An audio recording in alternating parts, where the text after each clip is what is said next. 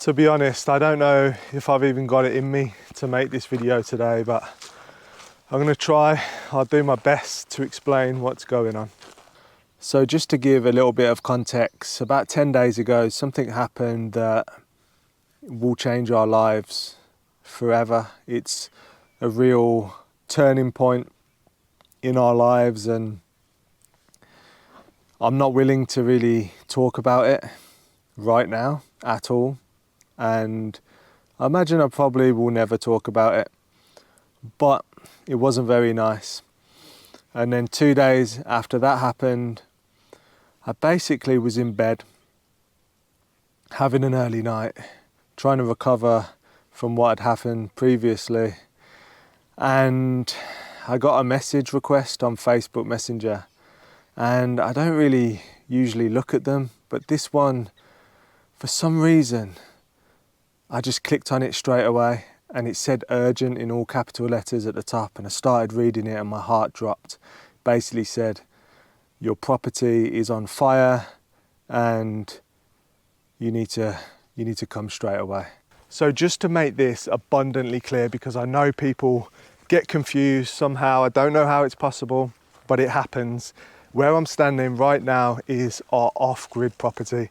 This is where we spent a few years renovating our beautiful tiny stone barn conversion. And where we live right now is called Miracle Mountain, and that was the property that was affected in the wildfires last year. So as you can imagine, I'm still recovering from the grief and the destruction of the wildfire last year that swept through Miracle Mountain, and the destruction there is going to take many more years to fix the problems that were caused by the fire and the flooding that came after. But when I found out there was a fire here, as I said, my heart dropped. The first thing I did was message the person that I know lives closest to this property, and they sent me over some images and confirmed that it was true. And the only thing I could think to do was just jump straight in the car.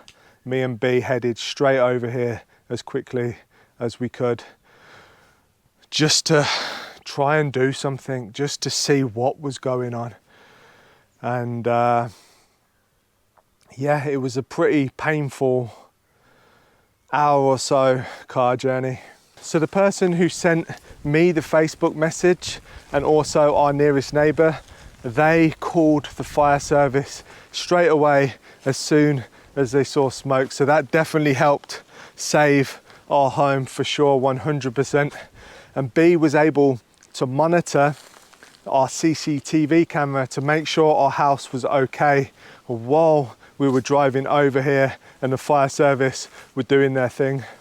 It might be quite hard to see on the ground all of the fallen ash and the burnt debris that the fire caused because the sun is glaring into the camera, but this is next door but one to our property, and this is where I believe the fire started. These are cork trees on the ground that have been cut down, which is very interesting because you do need a license to cut cork trees down. It's not something you can just do. They are a protected tree, and the debris all over the floor, branches, full stumps left, just dry tinder waiting to go up in flames. There's loads more here, just piled up in a big pile. And then over here, this is interesting because this wasn't cut down with a handsaw. You can clearly see the indentations in that cork tree there, that this has been cut using a chainsaw. Now this makes me angry because this isn't a lightning strike. This isn't a natural cause of fire. This is some idiot who decided to pick up a chainsaw on the hottest day of the year, come into a forest and start cutting trees down 1 hour before sunset. You can't even make this up. What are you thinking? Not only is that illegal and against the rules, but just use your brain. It is not hard to understand how fire can happen with hot chainsaws while you're probably smoking a cigarette while cutting down the trees. It's absolutely outrageous. And now other people have to pick up the pieces for your mess that you're not even here when the fire happened because you fled the scene or you left, and you're nowhere to be seen and no one knows where you are or who you are. So this was the tarp that was covering our car. As you can see, it's melted. There's more debris down here, and we got lucky this time. That is just melted to a crisp. A tire, and you can see this was some wood that was used to keep the tarp down. The fire service said that the fire just started to come under the car before they put it out. A massive respect to the fire service for doing such an amazing job and putting this fire out before it set fire to the car. And if it set fire to the car, it's not even bare thinking about what would happen to our property if that went up in flames because of some idiot's mistake. And I understand people make mistakes, but when you're making a mistake while breaking the law, I have no sympathy for you, and everyone else around you has to pick up your mess. So if you move to Portugal, you live in Portugal, just use your brain, because it's not just you that it's affecting, it's many other people's lives, and it can be catastrophic. So this is where they were cutting trees down, surrounded by all this long grass on a bed of pine needles. Really sensible thing to do, that is. Squarespace is a fantastic all-in-one online platform which enables you to build and create your very own website. We use Squarespace as a space for us to have our social media accounts, blog, shop, and even a newsletter all in one place.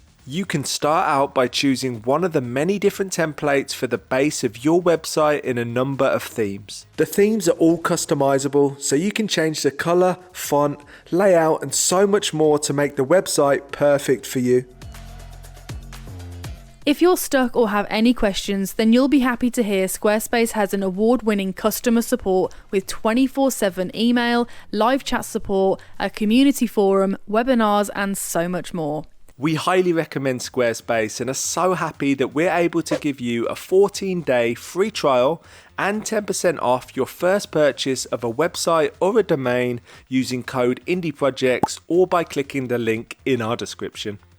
It's warming up a little bit, so I've just come back to the car to calm down a little bit and have a drink of water, eat some dairy milk, because this stuff really helps calm me down. But what I'm about to tell you next, it's almost unbelievable. Just a couple days after this fire on our property, I received a message from a friend this time saying, you need to come straight over because the area is on fire and it's big. So as you can imagine, jumping in the car yet again, doing the same journey with not really knowing what I'm going into yet again. I can see fire planes in the distance, lots of them. I can see helicopters. I can hear sirens. I can see smoke on the CCTV. I was on my own. Bee stayed back to look after the animals because last time we came, we didn't end up leaving till 2 a.m. We didn't know how long it was going to be this time. And I just went on my own. And Bee would keep checking on the CCTV camera for me, giving me updates of what's going on online. But it was clear to see when I got here that it was really serious. Some roads were closed, so the first thing I did was head up to the highest vantage point that I know of in the area and just sit there and watch for about an hour as this fire just travelled in a direction that the wind was taking it. The wind was blowing directly towards our property. You could not make it up, and I just had to sit there and watch it spread so quickly as it got darker and darker into the night. The planes had to stop because they can't fly at night. The helicopters can't fly at night. So it's down to the ground team to do everything they could. I came down lower to kind of try and work out where exactly it was heading, and it was heading right for our property. As it descended into full darkness and I could see the severity of the fire from the ground, literally pretty much 30 meters away in the distance as I drove past, I decided the only thing I could do now is head to our property and start preparing for the worst.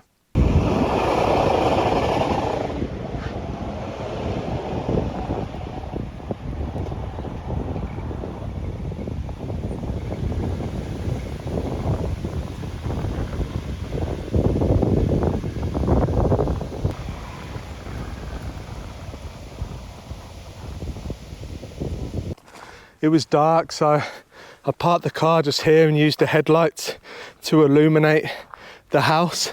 And I noticed fairly quickly that I still had a lot of sand left over, and I was going to use that to try and protect the building.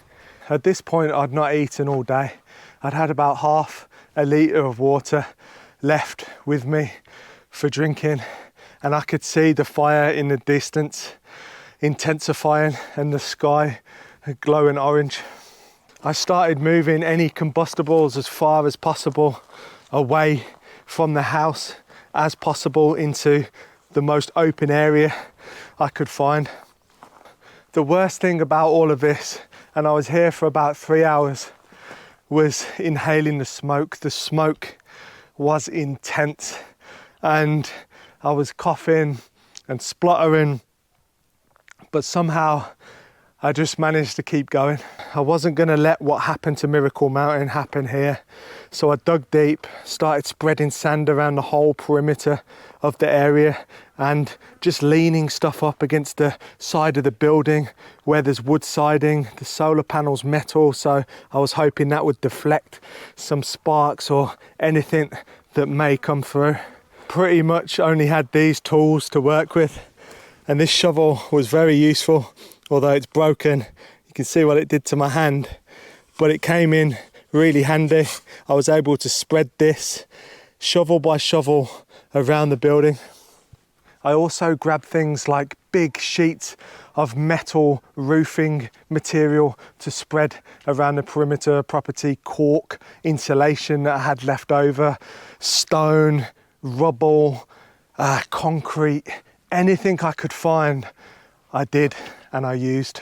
I've got corrugated iron around this side, and then what I did is I got the cork insulation and I propped it up against the wooden beams, so if the fire was to come through, hopefully that cork, which is fire resistant, would stop it from burning the veranda, because obviously the veranda is wood, so this was the most important part to protect. So I had the old metal door, I moved that over, cork all the way along. It looks crazy, but it was definitely going to help, and trying is better than not trying. And then this big metal sheet in here would have really helped just suppress the fire from hitting these wooden beams. And there's more cork up there. Oh, crazy. As you can imagine, it's incredibly stressful time. I'm on my own, I'm breathing in smoke, I'm doing everything I can to just dig deep and just try and protect the building as much as possible. I can see the glow in the distance, and then it starts to rain, and I start screaming at the rain, come on, just trying to egg it on, because that is exactly what we needed.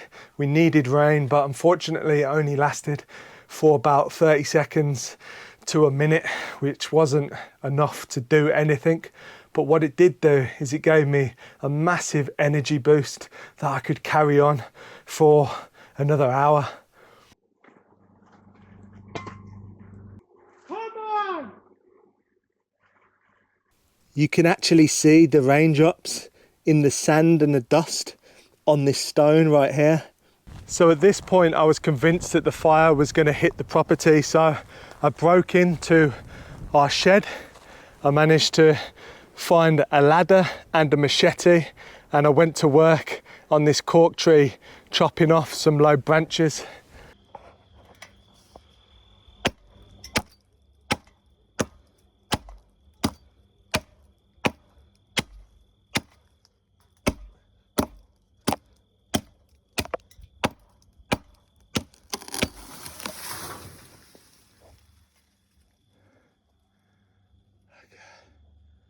Then I moved all of the branches that I cut down into the big open field where if the fire was to make it to our property, they could burn and it wouldn't ignite anything else around it. By this point, it was time to leave. I'd been there for 3 hours. I was coughing a lot. I had smoke in my lungs, and yeah, the fire actually looked like it was dying down.